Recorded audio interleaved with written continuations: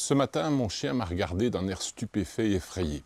Je me suis en effet réveillé avec un nouveau statut, celui de délinquant environnemental et fiché, comme tel, pour 10 ans, au fichier central belge de la délinquance environnementale pour infraction aux lois environnementales et du bien-être animal.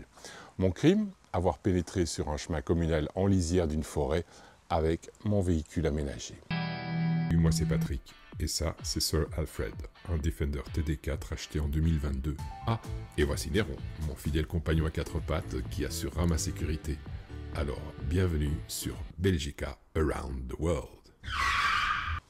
Non, vous ne rêvez pas, c'est pas la dernière histoire belge, c'est bien l'illustration de ce que la connerie institutionnalisée des pouvoirs publics belges peut représenter dans sa forme la plus risible.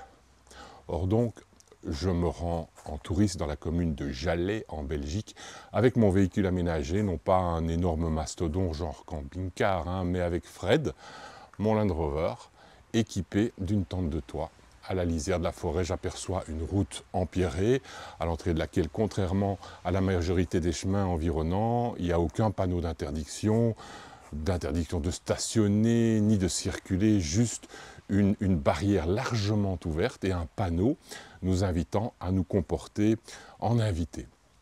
Je décide donc de m'aventurer sur cette route parfaitement carrossable et 500 mètres plus loin, j'accoste mon véhicule sur le bas-côté et je décide d'attendre que la pluie battante cesse. Il pleuvait à seau, j'embête personne, le chemin reste parfaitement accessible, aucun déchet présent, aucune trace de mon passage. À ma grande surprise, un véhicule banalisé s'approche, il ralentit, il s'arrête à ma hauteur, m'observe et au bout de quelques secondes sort un hurluberlu à tête blonde hirsute, à l'oreille duquel était incrustée une boucle d'oreille couleur émeraude flanquée d'un individu digne d'un personnage de Maupassant, lui qui campe à l'intérieur avec un air ahuri et aux yeux écarquillés, Jean-Franck Ribéry, sans doute un assistant. La forme kaki à l'oreille scintillante se présente comme un inspecteur des eaux et forêts. Je m'en étonne à moitié, il a la dégaine de l'emploi. Il reste poli, mais néanmoins béat et répond à mon salut, contrairement à son acolyte, probablement saisi d'être sorti de son sommeil ou alors éduqué à la manière de la faune qu'il est chargé protéger. Et il m'informe que j'aurais dû savoir qu'il existe un code forestier qui interdit la présence d'un véhicule à cet endroit. Bon, je plaide mon ignorance, je lui fais remarquer que la barrière était grande ouverte, je lui fais remarquer aussi l'absence de tout panneau d'interdiction, et je lui signifie que dans ce cas, je quitte les lieux sur le champ, et surpris d'avoir commis une infraction à un code dont j'ignorais jusqu'aujourd'hui l'existence, et je m'attendais logiquement à recevoir un avertissement ou une amende symbolique. Une infraction, que nenni, que nenni. « Je vais quand même dresser un procès-verbal, dit-il dans son air le plus arrogant. » Et quelques jours plus tard, quelle ne fut pas ma surprise de recevoir un pro-justicia ahurissant. Le mec s'est fendu d'un procès-verbal de 8 pages reprenant la position GPS de l'infraction, les numéros des parcelles cadastrales de l'infraction, que dis-je, du crime, me signifiant que oui, mon bon monsieur, en garant votre véhicule à cet endroit, vous étiez censé savoir qu'il y avait infraction à l'article 19 et 22 d'un code forestier et qu'il existe aussi l'article 40, 42, 43, 44, 46, 62, 66, 68, 71, alinéa 1, 4 et 5 et 71, alinéa 2, 80 et 88.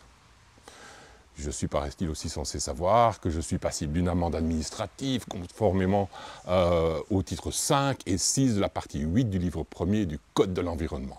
Mais c'est pas tout, On écrit aussi que le procureur peut faire usage des articles 216 bis et 216 ter du Code d'instruction criminelle. Je ne sais pas ce que c'est, mais franchement, j'ai pas envie de me plonger dans la crétinerie profonde du psychopathe qui a pondu ces articles de loi, franchement.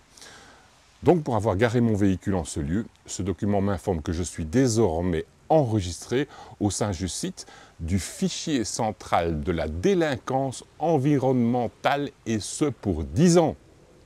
On croit rêver, on croit rêver. Ne devrait-on pas, par la même occasion, réinstaurer la peine de mort, pour le coup ?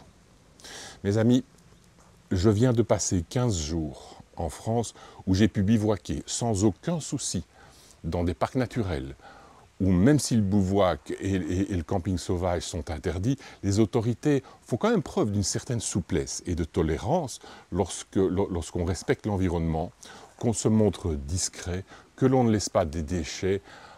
Bref, les agents font preuve de compréhension et de bon sens, des notions qui semblent pas encore être parvenues au cerveau, s'il en a un, de l'homme à la boucle d'oreille.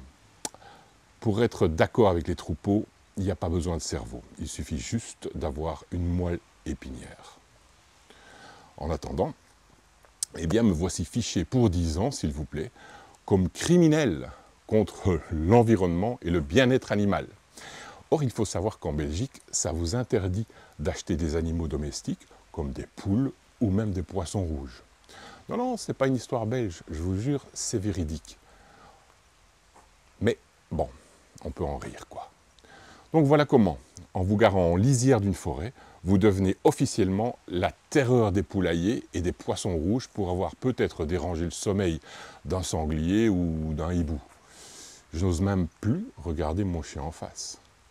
Alors, j'ai bien entendu payer les 250 € d'amende, considérant avoir acheté un vaccin contre les écolos, et regrettant un peu de ne pas devoir comparaître devant le juge belge à barbe blanche de Verviers que beaucoup de téléspectateurs belges connaissent. Là, lui au moins, il a de l'humour. Mais j'avais aucune envie de me retrouver à nouveau face à face avec Simplet et Grincheux, les Robins des Bois de la forêt de Jalais. Autant éviter une contamination des cerveaux. Après tout, je ne vais pas en vouloir à une quantité négligeable qui n'a fait que son boulot sans discernement. Et encore, quand je dis quantité, c'est beaucoup. En réalité, la loi, c'est le suppositoire. Et lui, il n'en est que l'excipient.